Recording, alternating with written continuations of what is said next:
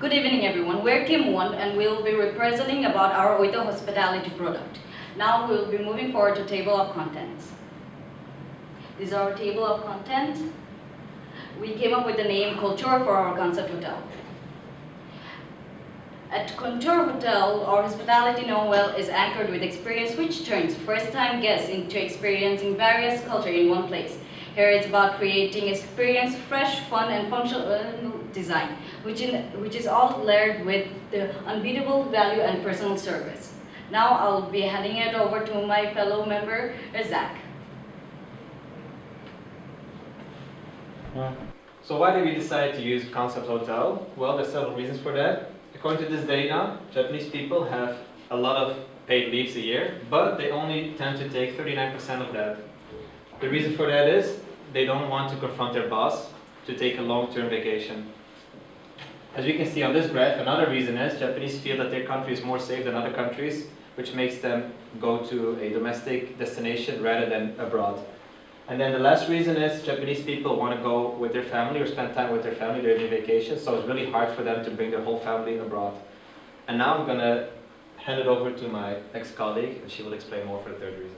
Okay, thank you, Zach. For reason 3, it's because of a bigger domestic market. Domestic tourists who are staying over is 7 times more compared to international tourists. Furthermore, domestic consumption is 18 times more. Thank you, and moving on to Chris. So, after knowing the reasons why we have to have a concept hotel, now we go into the planning process, which it starts out with PESTEL analysis to know our macro environment. The one thing that we can derive from here is the buying power of foreigners and the Japanese yen not being that strong anymore. So we can attract foreigners to Beppu Oita. Following the PESTEL analysis, we have the SWOT. From the strength, we know that we will be the first concept hotel in Beppu region. And our opportunity lies in the variation causes the intrigue of foreigners. Now going on to segmentation. From what I have presented just now, among all the tourists in Oita, we can derive that 85% of them are domestic, and only a mere 15% of them are coming from overseas. And that is why we would like to target domestic market. Moving on to Hamza. Thank you. Thank you, Dil. So now for our marketing plan. Since we are going to target mostly the domestic tourists in Beppu, we decided to have a cooperation with JTB and HIS. And for that, they are going to put our hotel's name and our hotel's information on both websites and flyers, which will take around 15% as a commission for every booking made through these 2 agencies.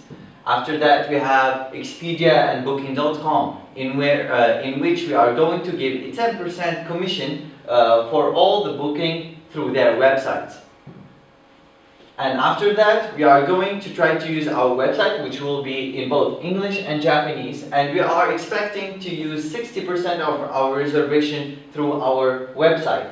That's why when we are making our website, we will try to have a high keyword searching copy of PPC and SEO. Finally, we are going to make a reward program for our returning customers who are going to book through our website. Thank you, and passing to Anushe. Thank you, Hamza. To plan our marketing scheme, we need to understand our competitors. Although not being a concept hotel, the Seikai Hotel challenges for uniqueness and scale, with a high occupancy rate and ranking. Now I will be passing it to my fellow member, Becca.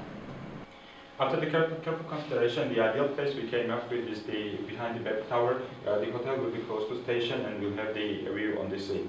And the dimension will be 50 to 25. The area size is 1,250 square meters. The hotel size is 1,080 square meters.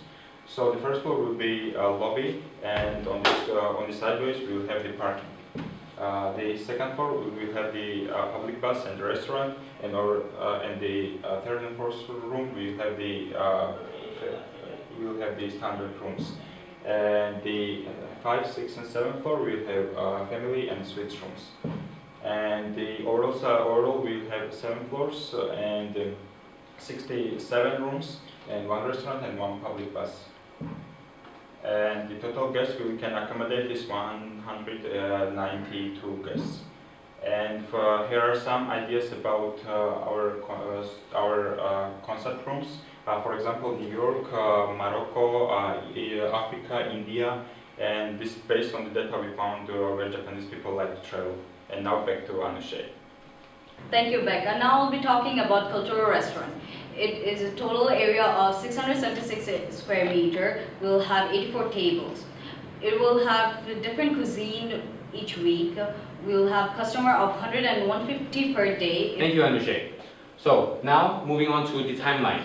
So after researching online for the Japanese government policy and regulations for constructions of buildings in Beppu, we have found out these data. Planning 1 year, construction 1.5 years, openings 6 months after completion. So following this data and the basic process of having a building in Beppu Oita, we have constructed our timeline.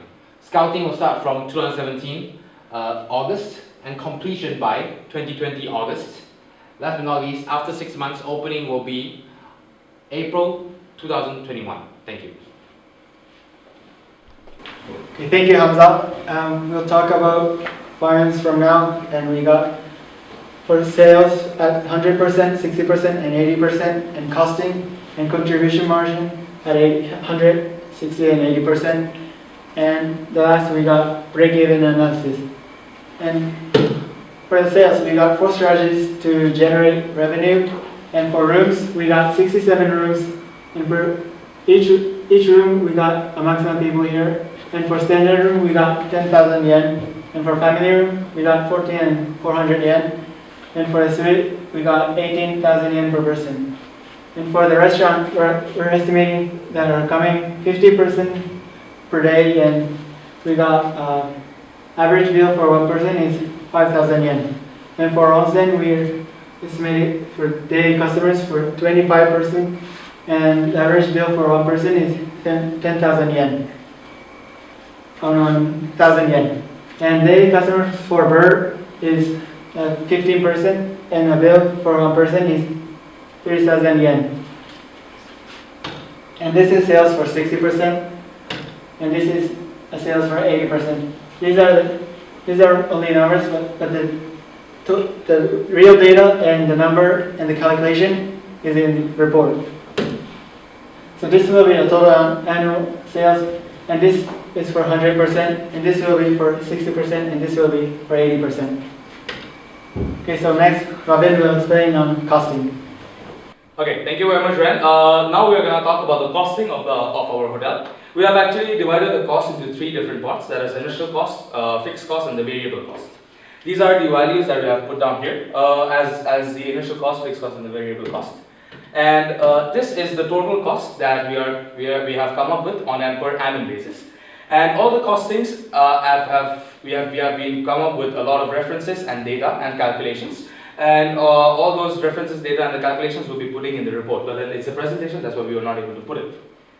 Next, we are going to show the calculation of the contribution margin. That is coming up to 82% at 100% occupancy, 60% occupancy, and 80% occupancy. So why we actually need the contribution margin? That is, contribution margin actually represents the total earning available to pay the fixed expenses and then generate profit. So that's why we came up with the contribution margin.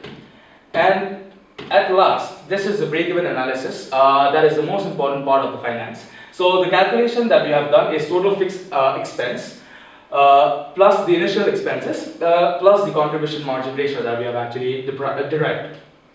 So the break-even points are the units as per the sales required, and from there on, the revenue generated will be the capital income to the firm.